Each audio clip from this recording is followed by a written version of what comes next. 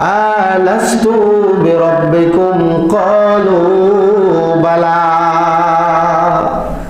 আল্লাহ রাব্বুল আলামিন রূহের জগতে আমাদের থেকে একটা অঙ্গীকার নিয়েছিলেন, হে আদম সন্তান, হে আমার গোলামেরা, আমি আজকে রূহের জগতে তোমাদের কাছে একটা প্রশ্ন করি, আমি কি তোমাদের রব নই?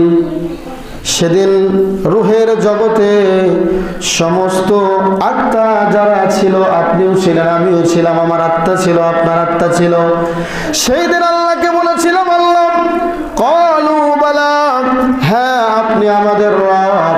অতএব আল্লাহর কাছে আমরা যে ওয়াদা দিয়ে আসছি, আল্লাহ আমাদের রব, এই ওয়াদা দিয়ে এসেছি।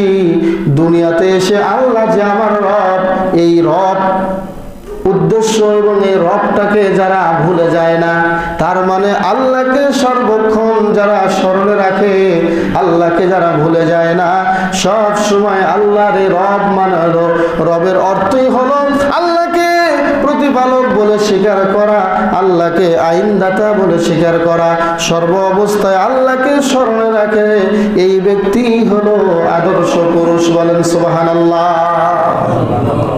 তার মানে যে ওয়াদা করে এসেছি, আল্লাহ তুমি আমাদের রব, এটা যেন দুনিয়ায় এসে ভুলে না যাই, এই জন্য আল্লাহ রাব্বুল আলামিন তাকে আদর্শ পুরুষ বলে বিবেচিত করবেন, এবং এই পুরুষটার সম্মান মান আল্লাহর কাছে অনেক বেশি।